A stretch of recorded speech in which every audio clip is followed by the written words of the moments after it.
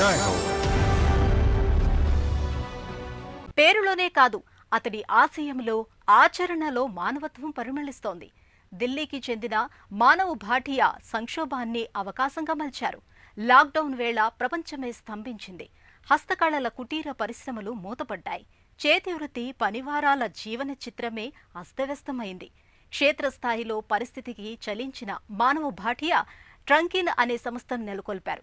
కుటీర పరిశ్రమల్లో నిల్వలను కొనుగోలు చేసి విక్రయించి ఆదుకున్నారు.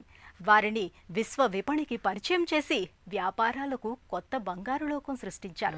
మానవాళికి అంతుబట్టని వింత ఉపద్రవం కోవిడ్ కొన్నేళ్ల క్రితం జనజీవితాలను అల్లకల్లోలం చేసింది. ప్రపంచాన్ని శాసించి ఆర్థిక స్థితిగతులను దెబ్బతీసింది. రవాణా నిలిచి గిరాకీ తగ్గి రాబడి లేక చేతివృత్తుల పనివారు తీవ్రంగా నష్టపోయారు. ఢిల్లీలో స్థిరపడ్డ మానవ్ భాటియా అనే న్యాయ విద్యార్థిని వారి దుస్థితి కలచివేసింది. నవజీవన్ విహార్లో నివసిస్తున్నారు.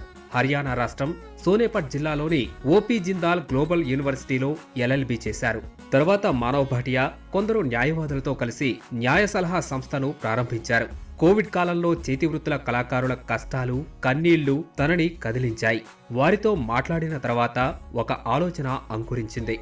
ఫలితమే 2021లో ట్రంకిన్ సంస్థ ఆవిర్భావం. కోవిడ్ మహమ్మారి విరుచుకుపడ్డ వేళ దెబ్బతిన్న పనివారికి సాయపడ్డమే ట్రంకిన్ ధ్యేయం. నా 19వ ఏట ట్రంకిన్ ను ప్రారంభించాను. న్యాయశాస్త్రం చదువుతూనే ట్రంకిన్ సంస్థను ప్రారంభించాను. ముందు మేము ప్రధానంగా ఉత్తరప్రదేశ్ హస్తకళా వస్తువులు, గృహాలంకరణ వస్తువులపై దృష్టి కేంద్రీకరించాం. ఉత్తరప్రదేశ్ గ్రామీణ ప్రాంతాల్లో చేతితో తయారైన కృత్రిమ గృహాలంకరణ వస్తువులపై దృష్టి సారించాం. కోవిడ్ మహమ్మారి విజృంభణతో హస్తకళలకు ఏర్పడిన దయనీయ స్థితి మానవుని కదిలించింది. ఎగుమతి ఆర్డర్లు రద్దు కావడంతో వారు పడుతున్న బాధలను చూసి మానవ్, ఆయన తండ్రి వారి దగ్గర ఉన్న నిల్వల్ని కొనుగోలు చేయాలని నిర్ణయించారు. తద్వారా వచ్చిన ఆదాయంతో వారిని ఆదుకోవాలని నిశ్చయించారు. ఇదే ట్రంకిన్ ఆన్లైన్ సంస్థ ఆవిర్భావానికి దారితీసింది. హస్తకళా నిపుణుల వస్తువుల విక్రయానికి మానవ్ అమెజాన్, ఫ్లిప్కార్ట్, మీషో లాంటి ఈ-కామర్స్ వేదికలతో కలిసి పనిచేశారు.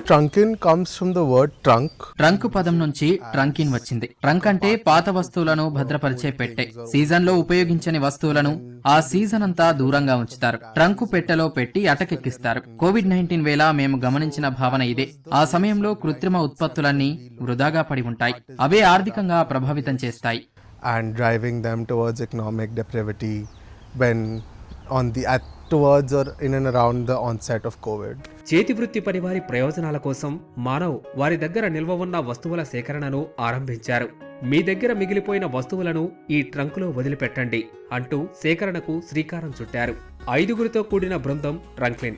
ఇది మానవ్ భాటియా కోసం పనిచేస్తుంది. వృత్తి పని వారి దగ్గర నుంచి బాగా విక్రయమయ్యే వస్తువులను సేకరించడమే కాకుండా వారి వస్తువులకు మంచి ధర చెల్లిస్తారు.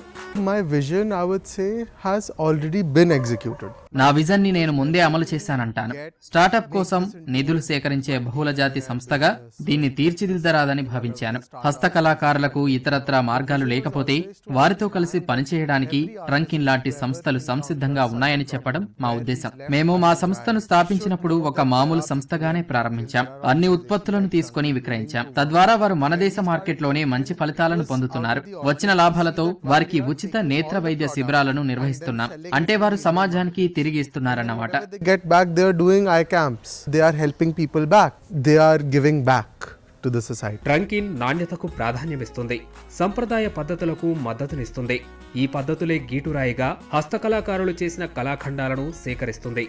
వీరి దగ్గర ఉత్పత్తుల్లో అలంకరణ వస్తువుల నుంచి చక్కని భావనతో బహుమతులుగా ఇచ్చే వస్తువుల వరకు, కానుకలుగా బహుమతులుగా ఇచ్చే వస్తువుల వరకు ఉంటాయి. కళాకారుల పనితనం, నైపుణ్యాన్ని పరిశీలించటం, కాలాతీతమైన మన భారతీయ హస్తకళా వస్తువుల కొనుగోలు ఓ చక్కని అనుభూతిని మిగుల్చుతుంది. తొలుత ట్రంకిన్ నేతృత్వంలో హస్తకళల నిపుణులు తమ ఉత్పత్తులను విదేశాల్లో విక్రయించలేని పరిస్థితి ఉండేది. నిల్వలు మిగిలిపోయి సమస్యలొచ్చాయి.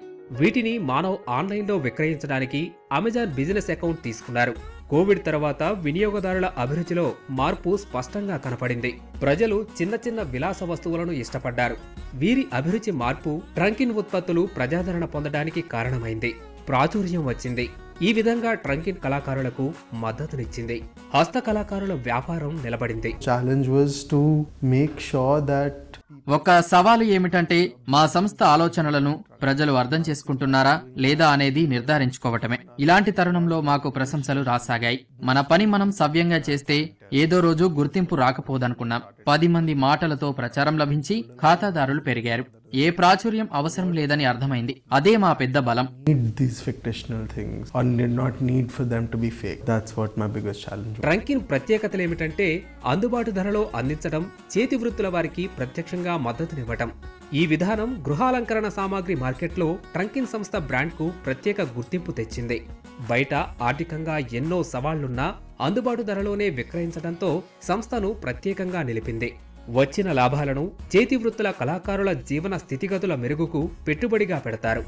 We were not choosers of the product. We were believers in the artisan. నిల్వ చేసిన ఉత్పత్తులలో కంటికి నప్పిన వాటినే ఎంచుకోలేదు. హస్తకళా నిపుణులను విశ్వసించాం. చేతి పనితో చేపట్టే ఎంబ్రాయిడరీ, బీడెడ్ పేస్ మ్యాట్స్ తో ప్రారంభించాం. 2 విభాగాల నిల్వలనే పరిగణలోకి తీసుకున్నాం. వీటిలో రెండోది నాప్కిన్లు పెట్టే రింగుల తయారీకి సంబంధించింది. మా ఉత్పత్తుల వ్యూహరచనకు మెరుగులు దిద్ది ముందుకెళ్లడానికి ఓ విధానం అనుసరించాం. నిర్దిష్ట విభాగాలపై సారించాలని నిర్ణయించాం. తద్వారా మార్కెట్లో మనదైన ముద్రతో కూడిన వస్తువులు ఉంటాయని భావించాం. ఈ-కామర్స్ ఆన్లైన్ వేదికలైన అమెజాన్, ఫ్లిప్కార్ట్ల సహకారంతో ముందుకు వెళ్లాం. వాటి సాంకేతిక మద్దతుతో మా వెబ్సైట్ నుంచే విక్రయాలు చేపట్టాం. Tech support to now and we start selling of that. వ్యాపారం క్రమంగా పెరుగుతున్న సమయంలో మానవ్ తన వ్యూహం మార్చారు. చేతి వృత్తుల పనివారి ఉత్పత్తుల నిల్వల కొనుగోలుకే పరిమితం కాక సామాజిక కార్యక్రమాలకు నిధులు వెచ్చించారు. ఢిల్లీలో వేణు ఐకేర్ భాగస్వామ్యంతో హస్తకళా నిపుణుల కోసం ఢిల్లీలో ఉచిత నేత్ర వైద్య శిబిరాలను ఏర్పాటు చేశారు. శుక్లాల తొలగింపు శస్త్రచికిత్సలు చేయించారు. వయసు పెరిగిన పెద్ద కళాకారుల నైపుణ్యాలను భవిష్యత్ తరాలకు అందించే వీలు కల్పించారు. ఈ క్రమంలో కొన్ని విమర్శలొచ్చినా లెక్క చేయలేదు. లక్ష్యం వీడలేదు. ప్రత్యక్ష అనుభవాలే ప్రామాణికంగా తన సేవా కార్యక్రమాలను కొనసాగించారు.